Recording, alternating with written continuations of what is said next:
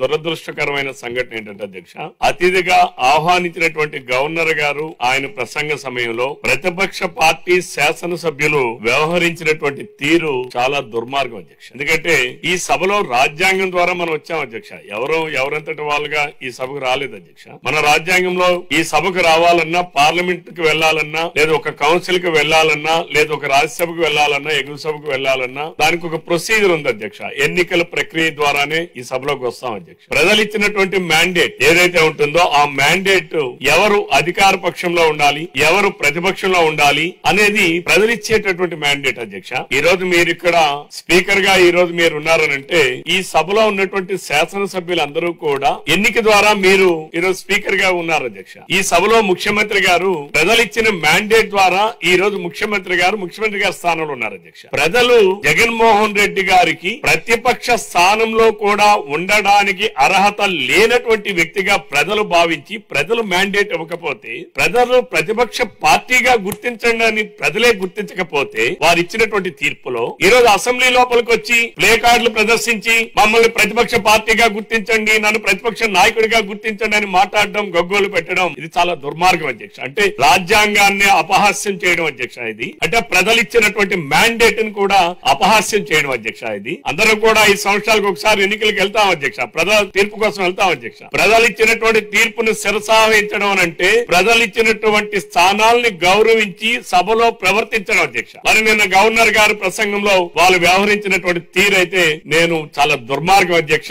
వాళ్ళకి ప్రజలు ఇవ్వకపోతే మ్యాండేట్ ఈ రోజు వచ్చి సభలో ఉన్నటువంటి మీకు నాకు ప్రతిపక్ష హోదా ఇవ్వండి, నన్ను ప్రతిపక్ష నాయకుడిగా ఇవ్వండి, నన్ను గుర్తించండి అని చెప్పి అడిగే హక్కు ప్రతిపక్ష పార్టీగా ఉన్న వైఎస్ఆర్ సిపి పార్టీ జగన్మోహన్ రెడ్డి గారి నాయకత్వంలో లేదని చెప్పి ఈ సభ ద్వారా ఈ రాష్ట్ర ప్రజానీకానికి తెలియజేస్తున్నాను అధ్యక్ష.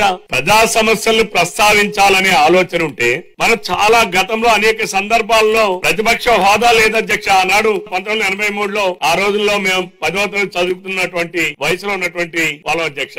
ఆ రోజుల్లో మన వెంకయ్య నాయుడు గారు, జైపాల్ రెడ్డి గారు, ఇంకా తమ్ముడు పుచ్చలపల్లి సుందరయ్య గారు, ఎంతో మంది మహానుభావులకి ఏ ప్రతిపక్ష హోదా లేదధ్యక్ష. కానీ వాళ్ళందరూ సభలో ప్రజా సమస్యల్ని సభ దృష్టికి తీసుకొచ్చి సమర్థవంతంగా వారి నాయకత్వాన్ని వారి పెంచుకుంటూనే సభ హుందాతనాన్ని కాపాడుతూనే ప్రజా సమస్యలు ప్రస్తావించారు అధ్యక్ష. ఆనాడు వాజ్పేయి గారు అధ్యక్ష 1983 ఆ సమయంలో అధ్యక్ష వాజ్పేయి గారు ఆ రోజు భారతీయ జనతా పార్టీకి ఉన్నటువంటి సంఖ్యాబలం ఎంత అధ్యక్ష? ఇద్దరు సభ్యులు ఉండేవాళ్ళు అధ్యక్ష. వాజ్పేయి గారు, ఎల్కే అద్వానీ గారు, వారిద్దరూ కూడా ఆ రోజు సభలో వారి వాగ్దాటితో, వారి పటిమతో, వారికి ఉన్నటువంటి సమయ స్ఫూర్తితో ఆ రోజు ప్రతిపక్ష హోదా లేకుండా దేశ సమస్యల్ని సమర్థవంతంగా ఆనాడు మరి పార్లమెంట్ లో ప్రస్తావించినటువంటి సందర్భాలు ఎన్నో చూసాం అధ్యక్ష.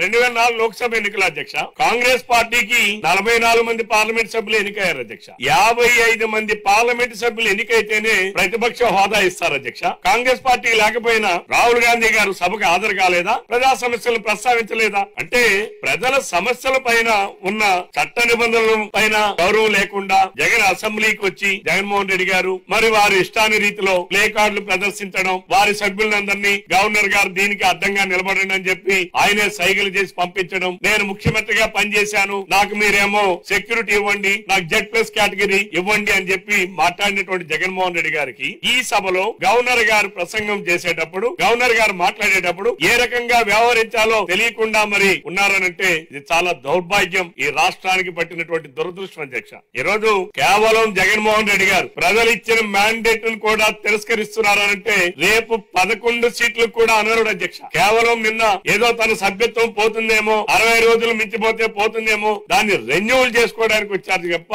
ఈ రోజు సభలో ప్రజా సమస్యల్ని చర్చించడానికి కాదని చెప్పి ఈ రోజు మనకు అర్థమైంది అధ్యక్ష. ఎందుకంటే నేను హాజరయ్యారు, ఈ రోజేమో సభలోనేమో ఎక్కుంటారు అధ్యక్ష, సభకు రాకుండా.